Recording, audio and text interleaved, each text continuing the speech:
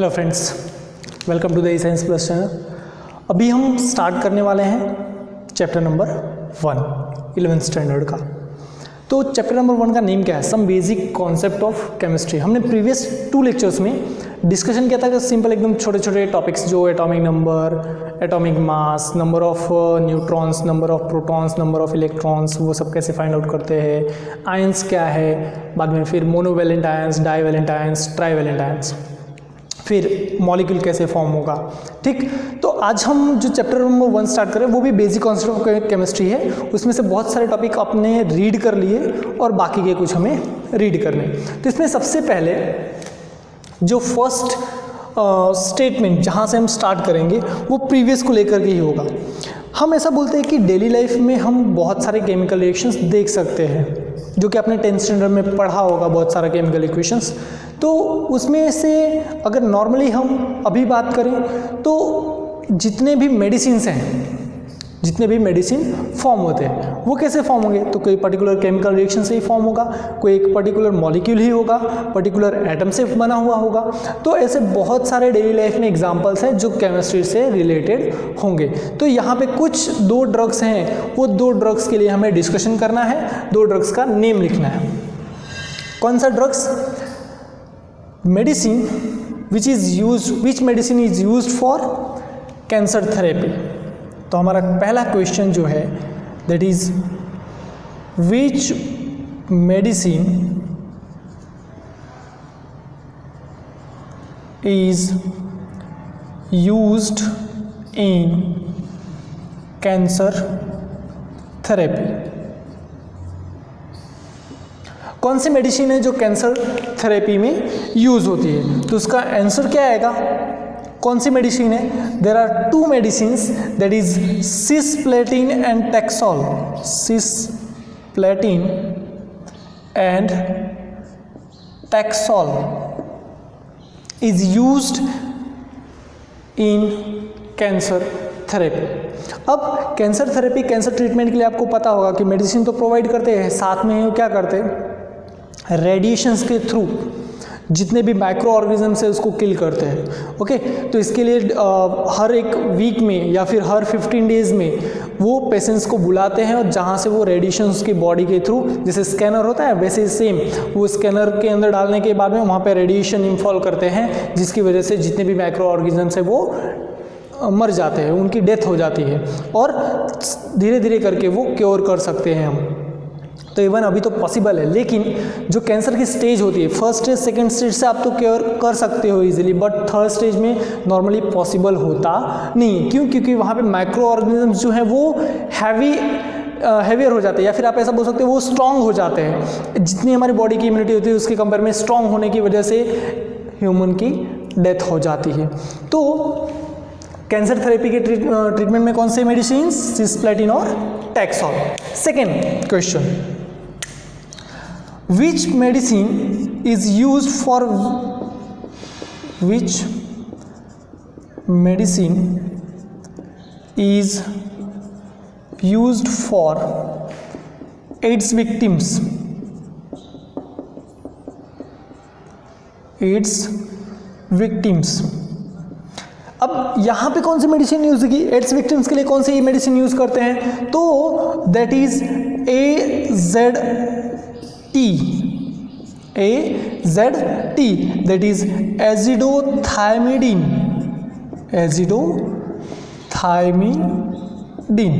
Okay, that is organic molecule जो कि use करते हैं एड्स विक्टिम्स के लिए। Okay, so that is about introduction part. अब केमिस्ट्री जो है वो केमिस्ट्री में मेन जो चैप्टर 1 के जो टॉपिक्स हैं वो स्टार्ट होंगे। And the first topic is, जो पहला टॉपिक है दैट इज मैटर। आपने ऑलरेडी मैटर के बारे में रीड किया हुआ है। मैटर क्या है? Anything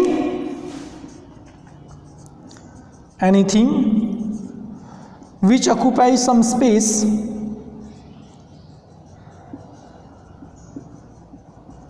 and having some mass,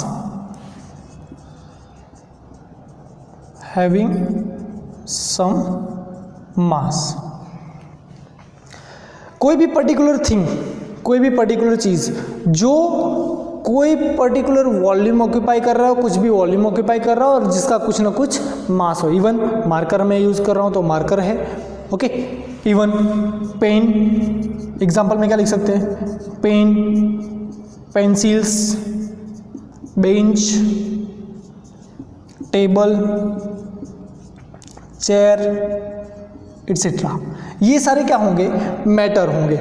मतलब कोई भी पर्टिकुलर चीज़ जो पर्टिकुलर स्पेस ऑक्यूपाई कर रहा हो, पर्टिकुलर वॉल्यूम हो, उसका कुछ ना कुछ मास हो, तो उसे हम क्या बोलेंगे, मैटर बोलेंगे। देन अब इसके बाद क्लासिफिकेशन इसका, that is classification of matter. Classification of matter, matter को क्लासिफाइड कैसे करेंगे?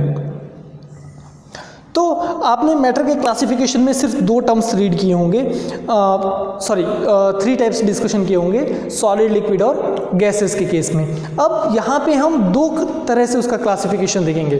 जो फर्स्ट क्लासिफिकेशन होगा that is on the basis of their physical state, and the second classification होगा that is on the basis of their chemical properties.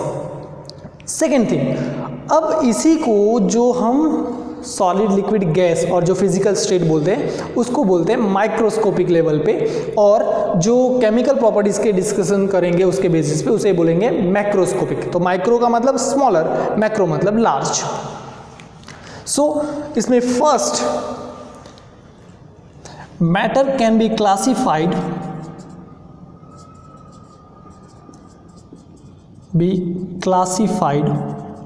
on the basis of first point, कौन सा, their physical state और microscopic level, और जो सेकेंड है that is on the basis of their chemical properties और on the basis of macroscopic level. Okay, micro का मतलब क्या होगा, दैट इज स्मॉलर, और यहां पे लार्जर, लार्जर साइज के बेसिस पे और स्मॉलर साइज के बेसिस पे। तो फिजिकल स्टेट वाले कंडीशंस पहले हम देख लेते हैं जो हमने ऑलरेडी रीड किया हुआ है, तो सिंपल ये रिवीजन ही हुआ आपके लिए। तो first classification on the basis of their physical state, physical state के बेसिस पे उसका क्लासिफिकेशन कैसे करेंगे? तो यहां पे नॉर्मली जो मैटर है that is classified into 3 parts. कौन कौन से? सॉलिड, लिक्विड और गैस।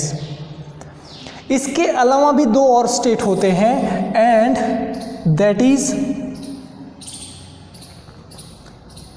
बोस-आइंस्टाइन कंडेंसेट, बोस-आइंस्टाइन कंडेंसेट और प्लाज्मा। ठीक, 5 स्टेट हैं, वो 5 स्टेट के लिए हम डिस्कशन करेंगे। अब पहला जो सॉलिड है, सॉलिड के लिए हम क्या डेफिनेशन देते हैं, सॉलिड को कैसे डिफाइन करते हैं? सॉलिड के लिए it has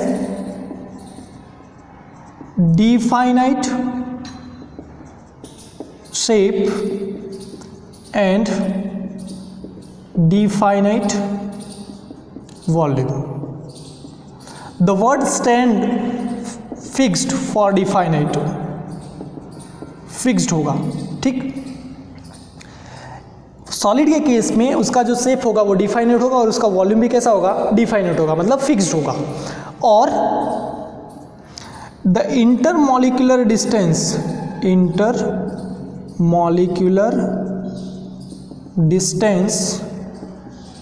between molecules will be very small। दो मॉलिक्यूल के बीच का डिस्टेंस जो होगा वो एकदम कम होगा। मीन्स अगर पर्टिकुलर सॉलिड कंपाउंड है तो वहाँ पे मॉलिक्यूल्स क्या होंगे, एक दूसरे के एकदम क्लोज रहने वाले हैं, एक दूसरे के क्या रहने वाले हैं, क्लोज रहने वाला है। सपोज जो ये सर्कल में शो कर रहा हूँ वो किसके लिए शो कर रहा हूँ, दैट इज़ फॉर मॉलिक्यूल्स, जो भी एटम्स और एलिमेंट्स है या फिर मॉलिक्यूल्स जो है उसके लिए मैं इंडिकेट कर रहा हूँ। तो ये हो गया किसके लिए, सॉलिड के लिए। अब अगर हमें लिक्विड को डिफाइन करना है तो लिक्विड के लिए क्या डिफाइन करते हैं, लिक्विड के लिए हम क्या डेफिनेशन देंगे, तो लिक्विड के केस में it has definite volume but non definite shape. Liquid के केस में जो वॉल्यूम होगा वो डिफाइनेट होगा। मतलब सपोज अगर 10 ml लिक्विड ले रहे हैं, वाटर ले रहे हैं, लिक्विड है, उसको अगर हम वेसल, कोई पर्टिकुलर वेसल टेस्ट ट्यूब में ले रहे हैं तो टेस्ट ट्यूब का शेप का हो जाएगा, अगर उसको बीकर में ले रहे हैं तो बीकर के शेप का हो जाएगा, अगर ग्लास में ले रहे हैं तो ग्लास के शेप का हो जाएगा, बाउल में लेंगे तो बाउल के शेप का हो जाएगा। लेकिन रहेगा कितना, वो 10 ml ही रहने वाला है। इसका मतलब उसका जो वॉल्यूम है वो तो फिक्स रहेगा, लेकिन उसका जो शेप होगा वो डिपेंड करेगा कि किस वेसल में हम उसको कंसिडर कर रहे हैं। Second thing, intermolecular distance. Intermolecular distance मतलब दो मॉलिक्यूल के बीच का डिस्टेंस होगा। इंटरमॉलिक्यूलर डिस्टेंस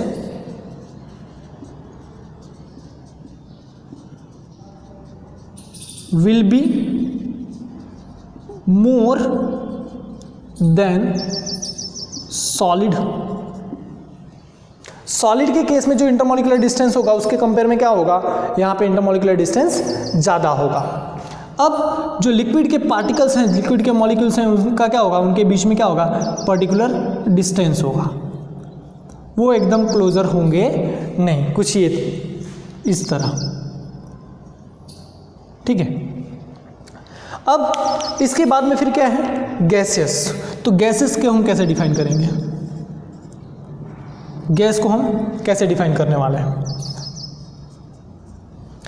गैसेस के लिए दोनों चीज़ें नॉन डिफाइनाइट होती है। नॉन डिफाइनाइट मतलब फिक्स नहीं होती हैं। It has non definite shape and non definite volume.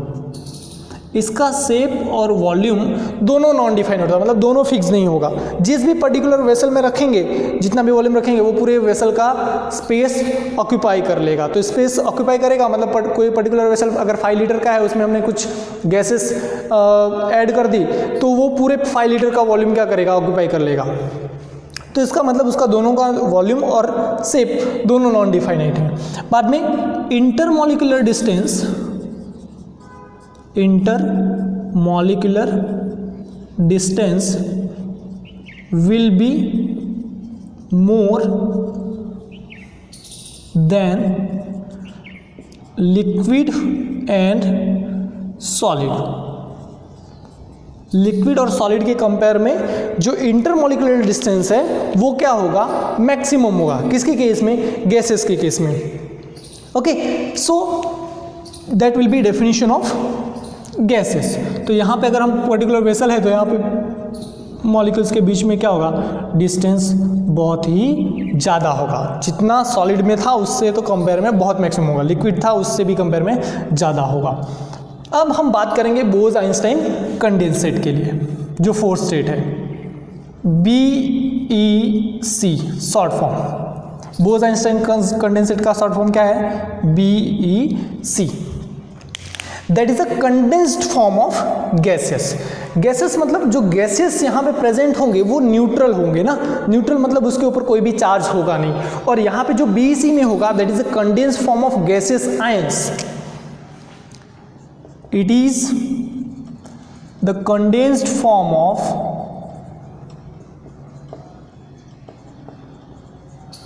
gaseous ions.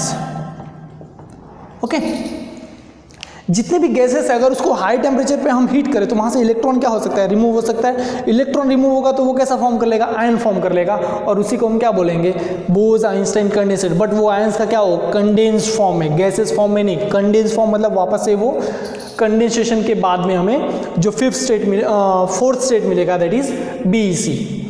इसके बाद प्लाज्मा। प्लाज्मा क्या है, that is the fifth state of matter. और इसमें कौन कौन से एग्जांपल्स आएंगे, तो इसमें जो एनर्जी खुद से रिलीज करते हो, ओके, तो यहां पे सन, स्टार